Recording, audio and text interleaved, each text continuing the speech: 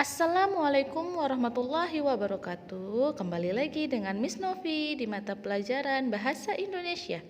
Hari ini kita akan lanjutkan kembali materi kita. Jadi diperhatikan dan disimak dengan baik ya. Teks cerita fabel. Sebelum masuk ke materi, Miss akan membacakan penggalan cerita fabel berikut. Ulat yang sombong. Di sebuah hutan yang lebat, hiduplah dua ekor ulat. Yang satu bernama Vintu yang bersifat ramah, rendah hati, dan baik. Sedangkan yang satunya bernama Tufi yang bersifat angkuh dan suka meremehkan binatang lain. Dari penggalannya Miss baca itu termasuk contoh teks fabel ya. Sekarang kita masuk ke materi mengenai teks fabel. Baiklah, hari ini kita akan mempelajari mengenai pengertian fabel, ciri-ciri fabel, jenis fabel, dan struktur fabel. Mari kita mulai. Cerita fabel adalah cerita yang menggambarkan watak dan budi manusia yang perilakunya diperankan oleh binatang, berisi pendidikan moral dan budi pekerti. KBBI edisi 5. Untuk lebih ringkasnya, bahwa fabel itu adalah cerita yang menceritakan kehidupan hewan yang berperilaku menyerupai manusia. Berarti tokoh dalam fabel ini adalah hewan. Ciri-ciri fabel yang pertama, teks bersifat fiksi. 2. Tokohnya binatang. 3. Watak tokoh seperti manusia, baik dan buruk. 4. Tokoh berpikir dan berperilaku seperti manusia. 5. Tokoh baik berakhir bahagia, tokoh jahat berakhir sengsara. 6. Cerita memiliki rangkaian peristiwa sebab akibat. 7. Menggunakan latar alam. 8. Menunjukkan penggambaran nilai dan moral. Jenis fabel terbagi atas dua, yaitu fabel alami dan fabel adaptasi. Kalau fabel alami yaitu fabel yang pemberian watak dan latar seperti aslinya. Misalnya, siput berwatak lamban dan hidup di kolam.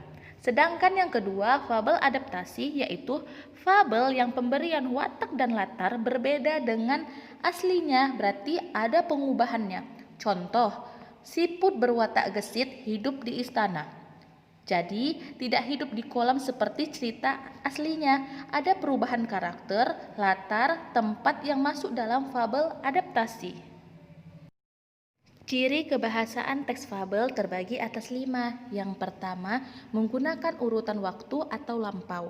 Hal ini ditandai dengan penggunaan kata-kata seperti pada suatu ketika, pada suatu hari, zaman dahulu, pada dahulu kala, dan sebagainya. Yang kedua, menggunakan kata sandang si dan sang. Penggunaan kata sandang si dan sang terutama pada fabel seperti pada julukan tokoh si kancil, si gajah, sang buaya, dan sang harimau. Yang ketiga, menggunakan kata kerja yang menggambarkan terjadinya suatu peristiwa atau perilaku-perilaku tokoh. Misalkan kata kerjanya itu ada masuk ataupun juga menyerang. Miss kasihkan contoh, serigala setuju dan ia masuk ke kandang. Masuk itu termasuk ke dalam kata kerja. Atau juga sebelum ia menyerang seekor kambing, itu menyerang juga termasuk ke dalam kata kerja. Yang keempat, menggunakan banyak dialog. Dalam fabel sering ditunjukkan dialog seperti tanda petik dan juga kata kerja yang mengantarkan suatu tuturan langsung atau ke kalimat langsung.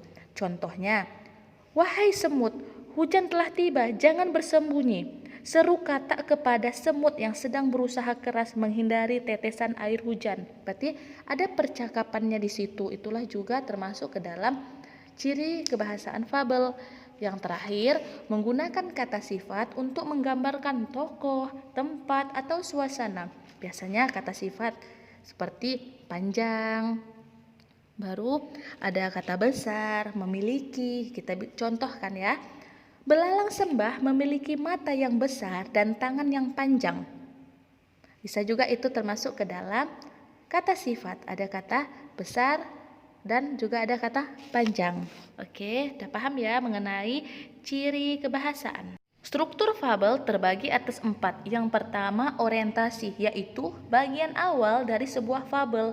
Orientasi berisi pengenalan dari cerita, seperti pengenalan tokoh, latar tempat, dan waktu. 2. Komplikasi, yaitu permasalahan dari cerita yang berisi puncak masalah yang dialami tokoh, atau juga sebagai rangkaian peristiwa yang dialami tokoh, membangun konflik atau permasalahan. Yang ketiga, resolusi, yaitu penyelesaian atau pemecahan masalah yang dialami tokoh. Yang keempat, koda, yaitu bagian akhir cerita, biasanya berisi pesan dan amanat yang ada pada fabel. Supaya lebih paham, Miss akan memberikan contoh dari orientasi. Bisa kalian lihat juga. Musang dan serigala adalah kawan karib. Mereka hidup berdampingan dan tolong-menolong. Pada suatu hari, mereka pergi untuk mencari makan bersama-sama. Baru tadi Miss jelaskan bahwa orientasi itu adalah pengenalan cerita. Berarti dalam orientasi ini yang pertama dikenalkan yaitu adalah tokohnya. Kedua, komplikasi, yaitu permasalahan dari cerita ya yang berisi puncak masalah yang dialami tokoh. Bisa kalian lihat juga di situ. Contohnya, serigala setuju dengan ide musang untuk masuk ke kandang. Ya, sebelum serigala menyerang seekor kambing, para pemilik ternak mendengar suara gaduh dari kandang ya. Itu salah ketik itu, dari kandang. Itu dia dari contoh komplikasi bahwa adanya masalahnya. Yang ketiga, contoh resolusi, bisa kalian lihat juga. Musang terperosok ke dalam jebakan pemburu. Aku tahu tipu dayamu pembohong. Jebakan pemburu ini adalah balasan yang setimpal dengan perbuatanmu selama ini padaku, kata serigala. Berarti dalam resolusi ini adanya tahap penyelesaian atau pemecahan masalahnya. Contoh koda, bisa kalian lihat juga.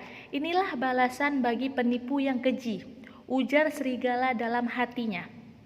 Bahwa koda itu adalah bagian akhir cerita yang berisi pesan dan amanat yang ada pada fabel tersebut. Demikianlah materi kita mengenai cerita fabel. Pasti kalian sudah paham ya, apa itu fabel, ciri-ciri fabel, jenis fabel, struktur fabel maupun juga contoh dari fabel. Baiklah, Miss tutup materi kita. Dan jangan lupa tetap jaga kesehatan, tetap semangat belajarnya ya. Wassalamualaikum warahmatullahi wabarakatuh.